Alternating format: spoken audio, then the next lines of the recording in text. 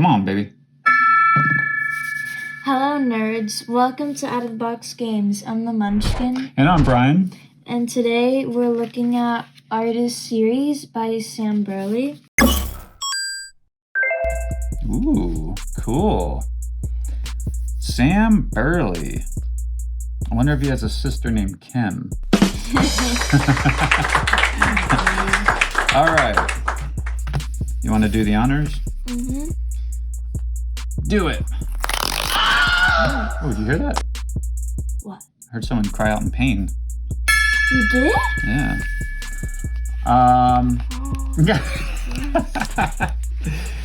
What does this say?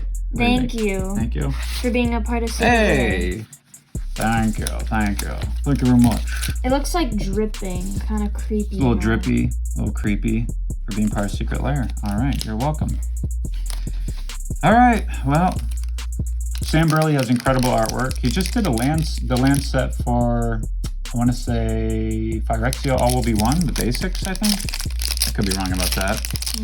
He did a land set just recently, though. I know that. I just can't remember exactly. Yeah, this is like the Edmonds apple pie wax papers. I love it. Oh, it's great. Tear is easy, too, which is nice. All right, let's get in focus. Boom.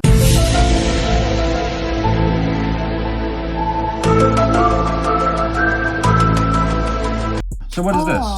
It's Braids of Fire. Ooh. I just now noticed that the fire is coming from two different dragons. Ooh, slick. That is pretty, isn't it? Yeah, it's In nice. a braid of fire. Very You know nice. that song? Nope. So let's see. This is one generic and one red for an enchantment. Oh, cumulative upkeep. Add one red. Cumulative upkeep, I believe, is when you have to pay a mana to like keep that permanent on the battlefield. I think that's how it works. So I guess this is saying you have to pay a mana every turn. Oh, what is going on here? Cumulative upkeep. So what do you pay to keep it there? Add a mana. So you have to pay mana to get mana?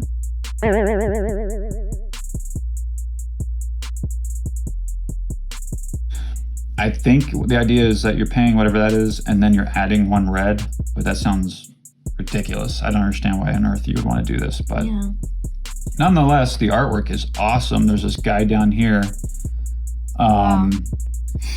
doing something. I don't know, I guess summoning these two crazy dragons that have like pretzel fire going on. And what's the flavor text there, Munchkin? It says, the prominence danced before the shaman. A tangle of power and flame, his to unravel. Cool. Nice. All right. That's cool. I wish I could say more about this card. I don't know. There's mystery surrounding that thing. All right. What do we have here?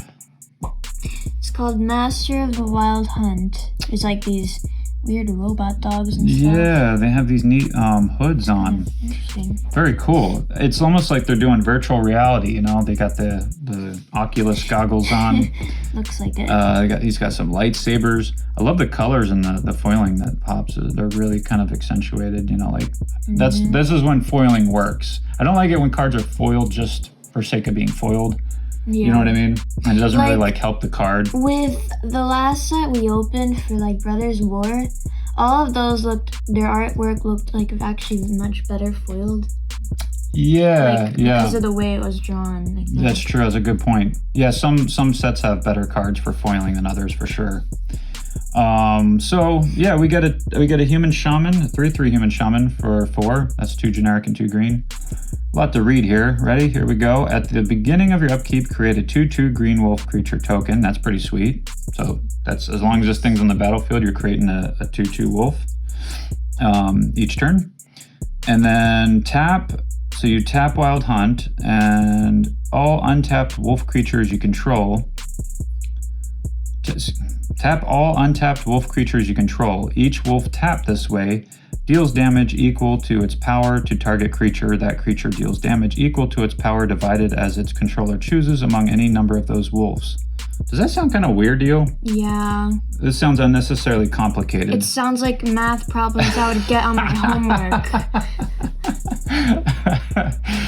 You want to play a game and do some math? Do some, studying here? Yes, it's a lot of words. Okay, so basically, all right, so we tap this card, and then we tap all untapped wolf creatures, because remember, he's making a bunch of these, hopefully.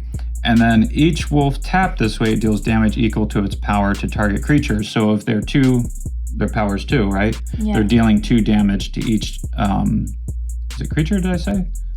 Yeah, each target creature, okay? So if you have enough wolves, then that's going to add up, right? And this is also, it's wolf creatures. It's not just the tokens. So obviously if you're playing this in a wolf deck, then every wolf creature you tap that's untapped deals damage as well based on its power. So I'd say this is actually a really strong 4-drop, in my opinion. I mean, I don't see why you wouldn't want to throw this into a wolf deck, right? Yeah. And it looks awesome. It's listed as a mythic.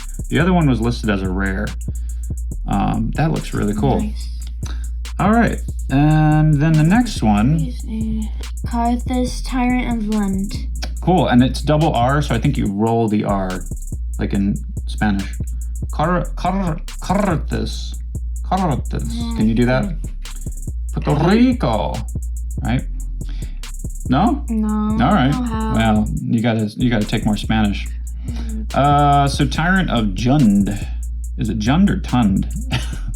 As a J? Jund. So we got 4 generic, a black, a red, a green. Your favorite. A 3-color. Oh, yeah. A 3-color legendary. No, I don't like 3 colors. Here's another mythic. 7/7, flying and haste. So flying, self-explanatory. Haste, if you don't know, it just means it can attack right away as soon as you cast it. And when it enters the battlefield, gain control of all dragons, then untap all dragons. Other dragon creatures you control have haste. This is one of those cards. I swear, like Wizards keeps reprinting cards that are so situational. What does that mean? Meaning that the card's ability is specific to a certain situation. Yeah. So for example, when it enters the battlefield, you gain control of all dragons. Okay, well that's useful only if you're up against a deck that's using dragons. Because otherwise, what are you gaining control of? Nothing. So you're paying 7 mana. It's a 7/7 with flying and haste. So that's solid. And other dragon creatures you control have haste, so it gives other dragons haste. Yeah. So that's all good, right? But this big ability here is just kind of like, it falls flat. It's situational. It depends on the circumstances too much, in my opinion. I wouldn't play it. All right, we got one more, and then we got the bonus card. Oh. So, what on earth is this thing? Koth of the Hammer. Turn your head in Koth. That's what the doctor used to always tell me. So 2 generic and 2 red. You start out with 3 loyalty counters. And what do we got here? +1. What's that ability? Untap target mountain. It becomes a 4/4 red elemental creature until end of turn. It's still a land. Okay. Interesting. So you get to untap the mountain and turn into a creature. Right? Nice. I'm not a big fan of turning your lands into creatures typically. Kind of like, unless that land is designated as that kind of land. Unless that land is a type of land that turns into a creature when you want it to.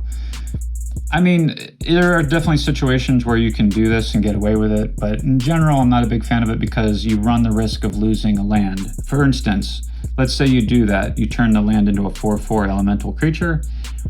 The opponent hits it with an instant destruction, and it's gone. There goes your land, right? Yeah. So.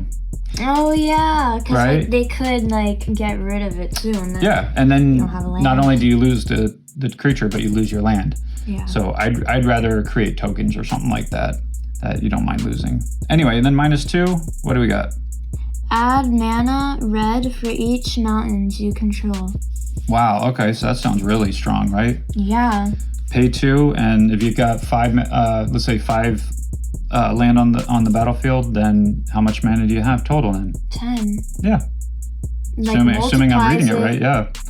Right? Yeah. Basically doubling everything. And then finally, the big one, -5. You get an emblem with mountains you control. Have tap this land, deals 1 damage to any target. Okay, again with the lands, right? Okay, this is a very land-centric planeswalker. All right, so the emblem, mountains you control have tap this land and it deals 1 damage to any target. That's actually really cool because you're going to constantly be tapping land, right, to cast spells and whatnot. And every time you do, you're dealing damage. It's only 1, but it's to any target, so you could apply that to the opponent, right? You could literally take someone out. You could take someone out of the game doing that. Yeah. Because it doesn't have to be designated to just a creature. Could also target a planeswalker. All right, bonus card. Do you think this is going to be a land or a sliver? Sliver. I think it's going to be a sliver too because every Secret Lair Drop we've opened so far from this bundle, from all these bundles, has had a sliver. And the last ones have had slivers, which is cool because it's better than having just a basic land. All right, ready? Wait. What? Is that supposed to happen? Are they playing a trick on us? We're not supposed to get 2 Braid of Fires instead of 1. It must be the bonus card because the numbers are different. See, this is 1247. Oops, am I in camera? 1247, and this one is 729, right? Wait a sec. The artwork's different. Oh, wait. The artwork's different. Yeah, I almost want to say like this one is more detailed. No, it's more blended. This one is more detailed. No, because look at the fire. It's more like you can see the streaks of it. Yeah, this is all blurred. Look at the dragons. They're like blended in, and this background and this are like blended in, while this one has like actual like good lighting and texture to the painting. And look here, and then look here. Yeah, you can see the back part. Like this is more faded. That's weird. It's like I don't know. A redrawn version of I don't get it. The normal I don't know. Braid of Fire. Like in the past, they've done like the sketch versions. I don't know if you remember those.